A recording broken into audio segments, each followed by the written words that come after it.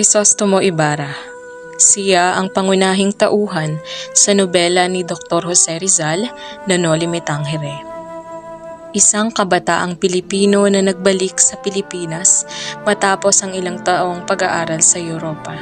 Siya ay isang matalino at idealistang individual na may mataas na pagtingin sa edukasyon at pagbabago.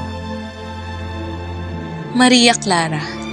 Siya ay isang simbolo ng karangalan, kagandahan at kagandahang loob sa pananaw ng mga Pilipino. Siya ang kasintahan ni Crisostomo Ibarra, ang anak-anakan ni Kapitan Tiago at anak ni Pia Alba at Padre Damaso. Sa nobela, siya ay ipinagkasundong ikasal sa isang lalaking hindi niya tunay na mahal. Sinang. Isang masayahin at mapaglaro na karakter na pinakamalapit na kaibigan ni Maria Clara.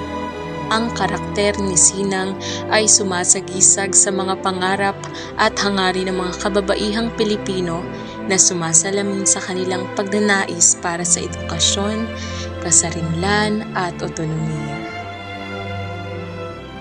Basilio, nakatatandang anak ni Sisa, isang sakristan at matalinong binatang taga San Diego na may pangarap na maging doktor.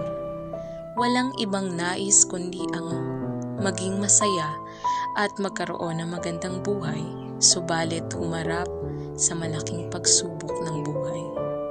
Inampon siya ni Kapitan Tiago matapos ang paghihirap nang mamatay ang kanyang ina't kapatid, dahilan upang makapag-aral siya at makuha ang kanyang pinapangarap na kursong medisina sa San Juan de Letrán. Siya si Isabel Alba o mas kilala bilang Tia Isabel. Siya ang hipag ni Kapitan Tiago at ang nagsilbing ina ni Maria Clara. Siya ay isang madasalin at mapagkalingang tao.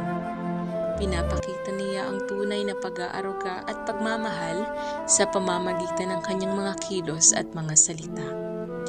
Nagpakita siya ng kahalagahan ng pamilya, pagmamalasakit at pagbibigay ng suporta sa mga taong nangangailangan.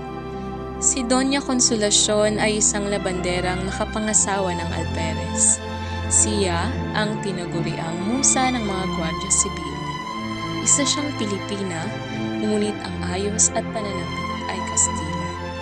Palaging nakataas ang kilay at may malaking ugat sa noo na parang puputok. Palaging may nakasupalpal na tabako sa bibig. Sa paningin niya, siya ay maganda, kilos reyna at mas maayos manapit kaysa kay Maria Clara.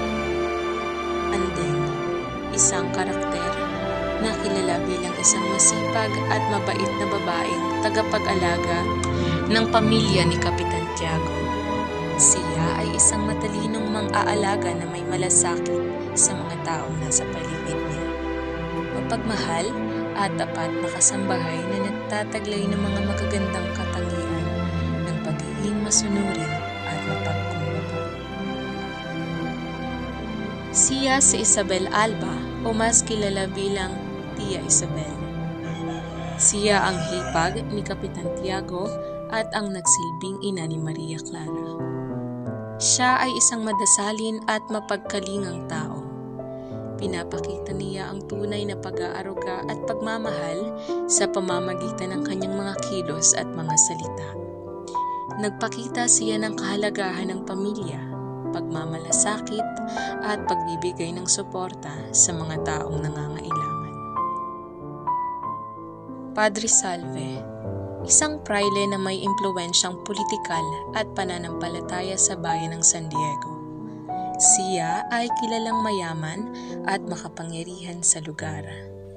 Sa nobela, ipinapakita siya bilang isang mapanlinlang na lider ng simbahan, ngunit gumagamit ng kanyang kapangyarihan upang mapanatili ang kanyang impluwensya at kontrol sa komunidad.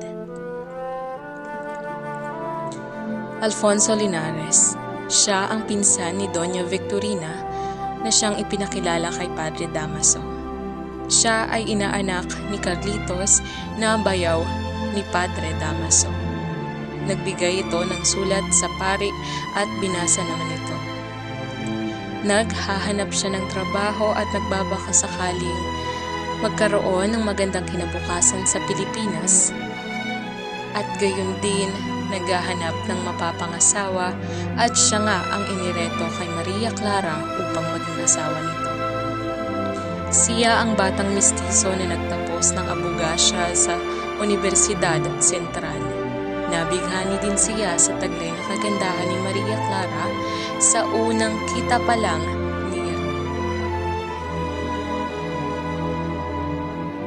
Si Elias ay isang magsasaka na may matatag na prinsipyo at malalim na pagmamahal sa bayan. Bilang kaibigan ni Crisostomo Ibarra, ipinakita niya ang tapang, determinasyon at pagmamalasakit sa kapwa. Handang isakripisyo ang sarili para sa ikabubuti ng iba. Si Elias ay isang huwarang karakter ng kabayanihan at integridad sa nobelang No Limitangere ni Jose Rizal. Crispin, bunsong anak ni Sisa na matatakotin at mahinang loob. Kabaliktaran niya ng katangian ng kanyang kuyang si Basilio na malakas ang loob. Bagaman maikli at saglit lamang ang kanyang papel na ginampanan sa No Limitangere, na ipakita ng kanyang karakter ang pagiging mabuting kapatid. Siya ay isang simbolo ng mga kabataan na naapektuhan ng kahirapan at pang-aapi sa panahon ng kolonyalismong Espanyol sa Pilipinas. Si Doña Victorina ay isang mapagpanggap at ambisyosang babaeng Pilipina na mas pinapaboran ang pagiging Espanyola kaysa sa kanyang totoong katayuan sa buhay. Malaki ang impluwensya ng Espanyol sa karakter at pamamaraan ng pamumuhay